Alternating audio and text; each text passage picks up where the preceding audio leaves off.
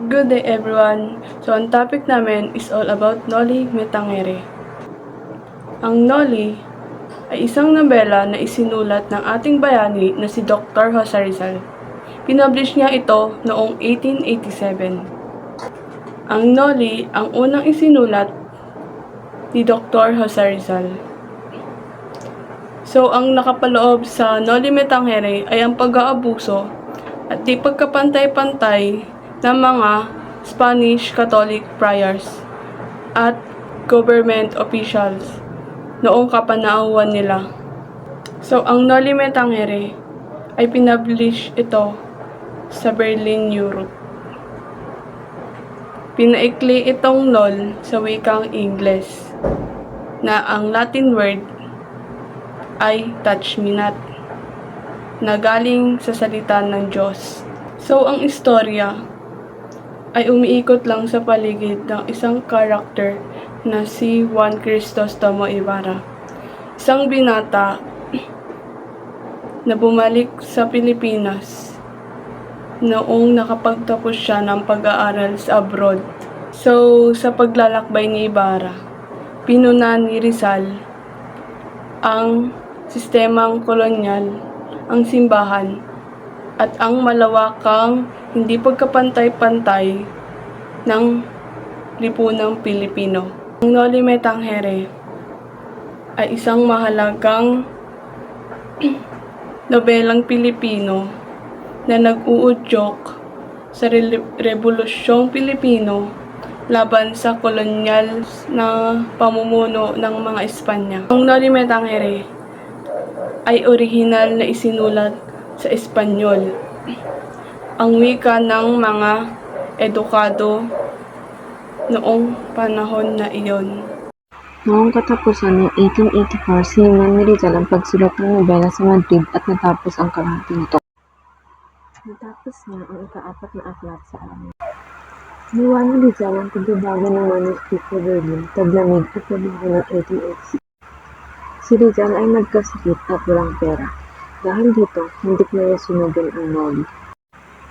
Sa pagdaan ng mga taon, sinabi niya sa kaibigan niyang si Fernando Cannon na hindi ko aakalain na ang Noli ang mailalathala pa noong ako ay nasa Berlin.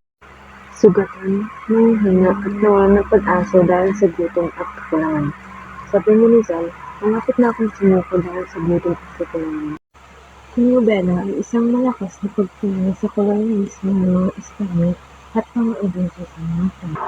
Ang pangunahing tema ng Noli ay ang paglaban sa pang-aalipusta, pananakop at pang-aapi ng mga Espanyol. Ito ay na-criticize dahil sa makatotohanan ng mga ganap or vivid description kung gaano nga ba kasama ang mga Espanyol sa mga Pilipino. Dahil dito, natutong lumaban ang mga Pilipino laban sa Espanyol at nagkaroon ng nationalism ang mga Pilipino. Ang Noli Me Tangere ay mananatiling importante sa ating literatura habang buhay. Ang i-report ko ngayon ay patungkol sa hypnosis ng nobelang Noli Me Tangere Part 1. Ang Noli Me Tangere ay nagsimula sa kwento ng ating bida na si Juan Crisostomo Ibarra, na isang binatang Pilipino na nagbalik sa Pilipinas matapos makapag-aral ng 7 taon sa Europa. Ang nais niya ay makatulong sa kanyang bansa at mapaunlad ito.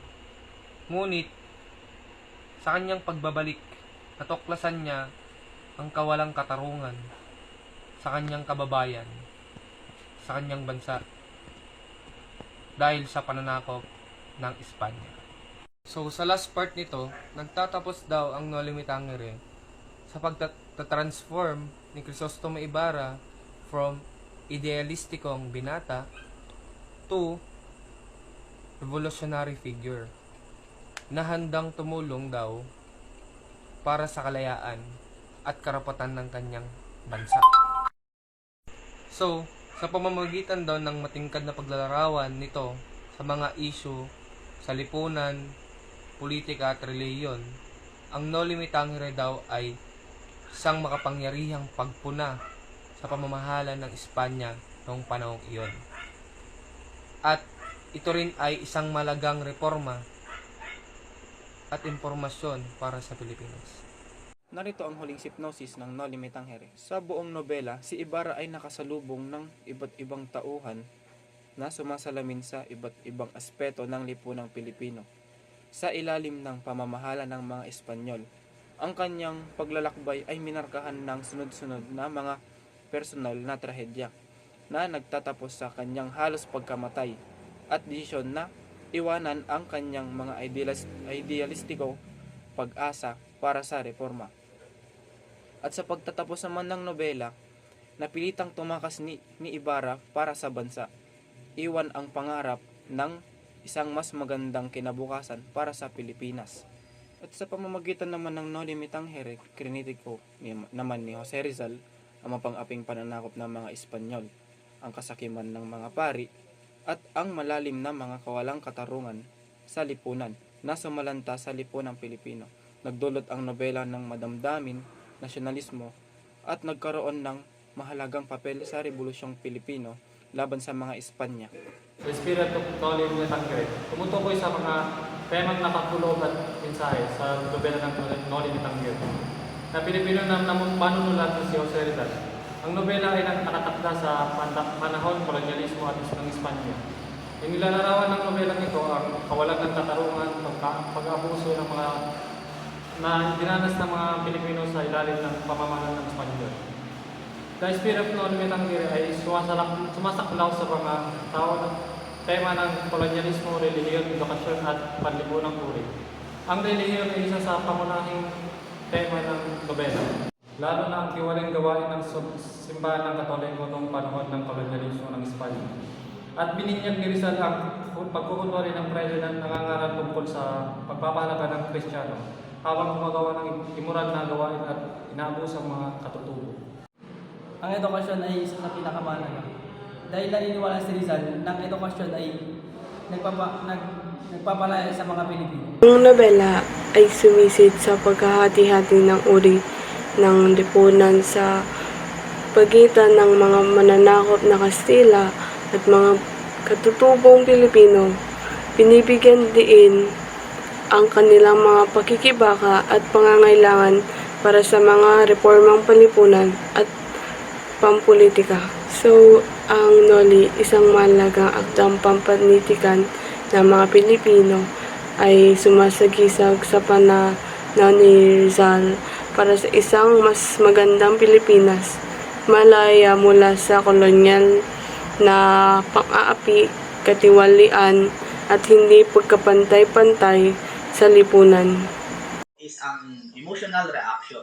Ang emotional reaction po is ang Noli Me Tangere ay nagdudulot ng malalim na emotional na reaction mula sa mambabasa. Naman po is ang historical social impact. Ang Noli Me Tangere na unang nilathala noong 1887 ay nagsisilbing isang malupit na salamin ng kalagayan ng mga Pilipino sa ilalim ng Espanya. Ito, Noli Me Tangere.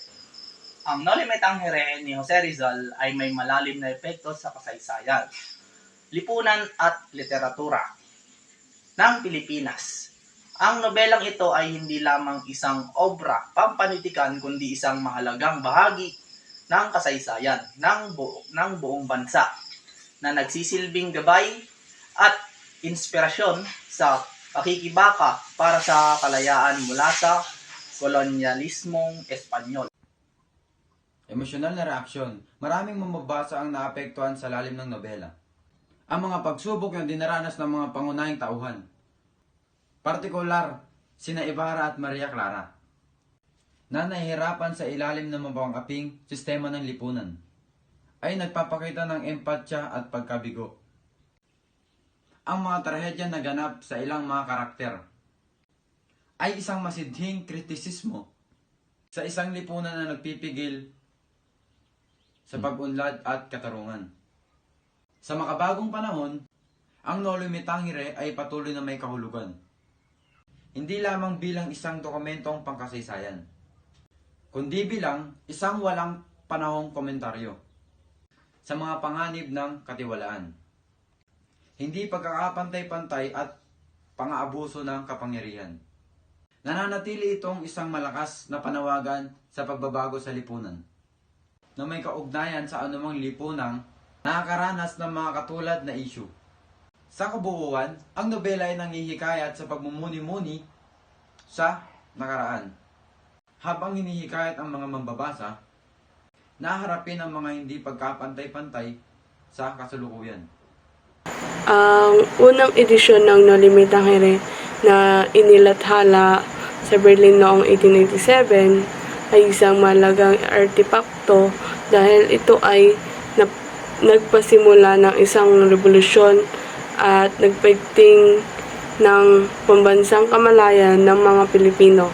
Ang No Limit Tangere ay isang makasaysayan at makasining na aklat na isinulat noong panahon ng kolonyalismong Espanyol sa Pilipinas noong na nagtatampok ng mga orihinal na ilustrasyon mula sa Pilipino artista na si Juan Luna. Ang unang edisyon ng No Limit Tangere ay isang mahalagang hinahangad na artipakto na nagpapakita ng pakikibaka para sa kalayan ng mga Pilipino. At ang pamana ng pambansang bayani na si Jose Rizal na sumulat ang nobela para sa panlipunan at pampulitikang reforma. Doon po nagtatapos ang aming report.